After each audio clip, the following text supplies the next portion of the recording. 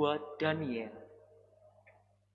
Sekali peristiwa, para pegawai Raja Darius masuk ke kamar Daniel dan mendapati Daniel sedang berdoa dan bermohon kepada Allahnya.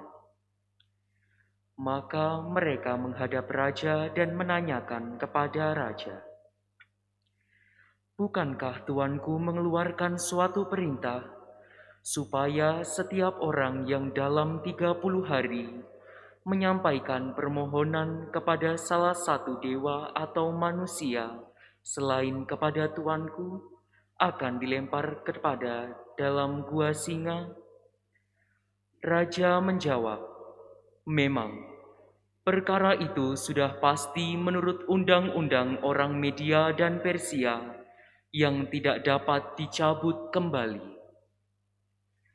Lalu mereka berkata kepada raja, "Daniel, salah seorang buangan dari Yehuda, tidak mengindahkan tuanku ya raja.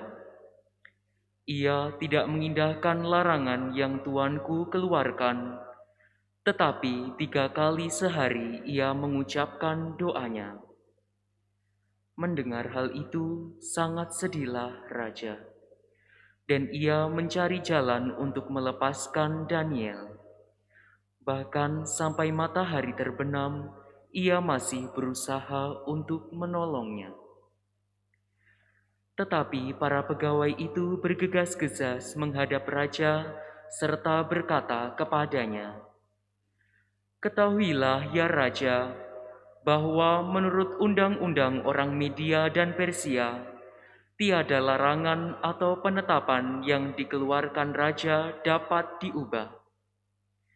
Sesudah itu raja memberi perintah, lalu diambillah Daniel dan dilemparkan ke dalam gua singa. Berbicaralah raja kepada Daniel, "Allahmu yang kau sembah dengan tekun, dialah kiranya yang akan melepaskan dikau."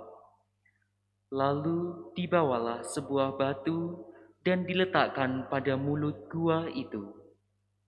Raja mencap batu itu dengan cincin meterainya dan dengan cincin meterai para pembesarnya, supaya dalam perkara Daniel tidak diadakan perubahan apa-apa.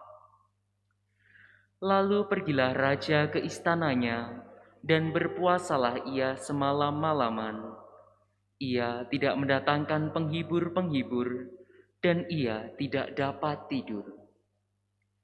Pagi-pagi benar ketika fajar menyingsing, bangunlah raja dan pergi dengan buru-buru ke gua singa. Sesampai di dekat gua itu, berserulah ia kepada Daniel dengan suara sayu, "Daniel, hamba Allah yang hidup, Allahmu yang kau sembah dengan tekun, telah sanggupkah ia melepaskan dikau dari singa-singa?" Daniel menjawab, "Ya Raja, semoga kekalah hidupmu. Allahku telah mengutus malaikatnya untuk mengatupkan mulut singa-singa. Maka aku tidak diapa-apakan, karena ternyata aku tidak bersalah di hadapan Allahku. Demikian pula terhadap tuanku, ya Raja, aku tidak bersalah." Raja sangat bersukacita dan memberi perintah supaya Daniel ditarik dari dalam gua itu. Maka ditariklah Daniel dari dalam gua. Ternyata tidak ada luka sedikit pun padanya, karena ia percaya kepada Allahnya. Kemudian atas perintah raja, ditangkaplah orang-orang yang telah menuduh Daniel dan dilemparkan ke dalam gua singa, baik mereka sendiri maupun anak istri mereka.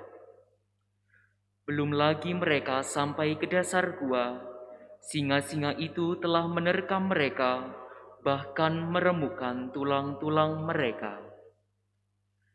Kemudian Raja Darius mengirim surat kepada orang-orang dari segala bangsa, suku bangsa dan bahasa yang mendiami seluruh bumi bunyinya, Bertambah-tambahlah kiranya kesejahteraanmu. Bersama ini kuberikan perintah bahwa di seluruh kerajaan yang kukuasai, orang harus takut dan gentar terhadap Allahnya Daniel. Sebab dialah Allah yang hidup, yang kekal untuk selamanya. Pemerintahannya tidak akan binasa, dan kekuasaannya tidak akan berakhir. Dia melepaskan dan menolong, dan mengadakan tanda dan mukjizat di langit dan di bumi. Dialah yang melepaskan Daniel dari cengkeraman singa-singa. Demikianlah sabda Tuhan. Syukur kepada Allah. Mazmur tanggapan. Pujilah Tuhan, hai embun dan salju membadai. Pujilah dan luhurkanlah Dia selama-lamanya. Pujilah Tuhan, hai es dan udara dingin. Pujilah dan luhurkanlah Dia selama-lamanya. Pujilah Tuhan, hai embun beku dan salju. Pujilah dan luhurkanlah Dia selama-lamanya. Pujilah Tuhan, hai siang dan malam. Pujilah dan luhurkanlah Dia selama-lamanya. Pujilah Tuhan, hai cahaya dan kegelapan. Pujilah dan luhurkanlah Dia selama-lamanya. Pujilah Tuhan, hai halilintar dan awan kemauan. Pujilah dan luhurkanlah Dia selama-lamanya. Biarlah bumi memuji Tuhan. Pujilah dan luhurkanlah Dia selama-lamanya.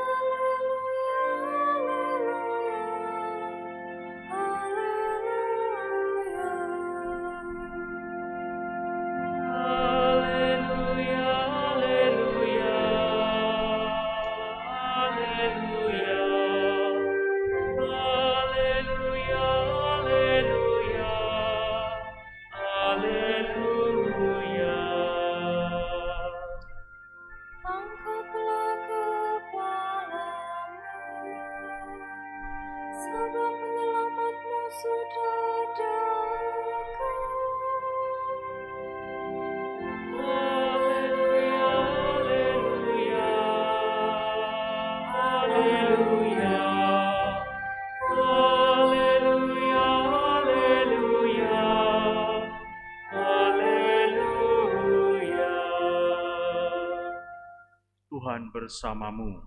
Dan bersama rohmu. Inilah Injil suci menurut Lukas. Dimuliakanlah Tuhan.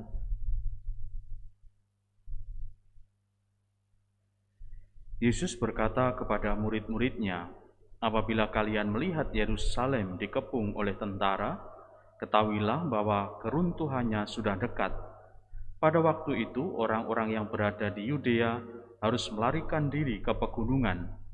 Orang-orang yang ada di dalam kota harus mengungsi, dan orang-orang yang berada di pedusunan jangan masuk lagi ke dalam kota. Sebab itulah masa pembalasan dan genaplah semua yang tertulis. Celakalah para ibu yang sedang hamil atau yang sedang menyusui bayi pada masa itu, sebab kesesakan yang dahsyat akan menimpa seluruh negeri, dan murka akan menimpa bangsa ini. Mereka akan tewas oleh mata pedang dan diangkut sebagai tawanan ke segala bangsa. Yerusalem akan diinjak-injak oleh bangsa-bangsa yang tidak mengenal Allah sampai genaplah zaman bangsa-bangsa itu. Dan akan tampaklah tanda-tanda pada matahari, bulan, dan bintang-bintang. Bangsa-bangsa di bumi akan ketakutan dan bingung menghadapi deru dan gelora laut. Orang akan mati ketakutan karena cemas, berhubung dengan segala sesuatu yang menimpa bumi ini, karena kuasa-kuasa langit berguncangan. Pada waktu itu orang akan melihat Anak Manusia datang dalam awan dengan segala kekuasaan dan kemuliaannya. Apabila semuanya itu mulai terjadi, bangkitlah dan angkatlah mukamu, sebab penyelamatanmu sudah dekat. Demikianlah sabda Tuhan. Terpujilah Kristus.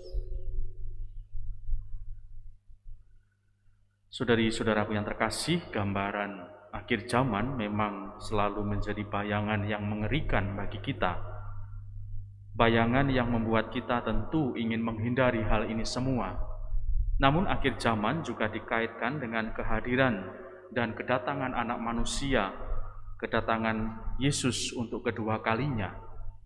Artinya bahwa sebenarnya apa yang menjadi kesesakan bagi manusia akan dihapuskan dan diberikan kelegaan oleh Sang Putra Allah sendiri. Saudari-saudaraku yang terkasih, iman itulah yang juga dihadirkan pada awal kekristenan, bagaimana mereka merindukan kehadiran Sang Putra Allah ini sehingga membawa kelegaan bagi mereka. Lalu bagaimana dengan kita di zaman ini? Saudari-saudaraku yang terkasih, saya yakin persoalan, permasalahan, dan mungkin hal-hal yang membuat kita menderita akan selalu hadir. Tetapi disitulah sebenarnya kekuatan iman, kekuatan Yesus sendiri yang memberikan kelegaan. Maka beranikah kita untuk terus mengangkat muka, untuk semakin dekat, semakin mampu untuk menyelami misteri Allah, dan semakin berharap kepada Yesus. Semoga iman kita ini memberikan kekuatan, memberikan keteguhan, dan tentu juga jalan menuju kebahagiaan yang sejati. Semoga berkat Allah menyertai kita sekalian.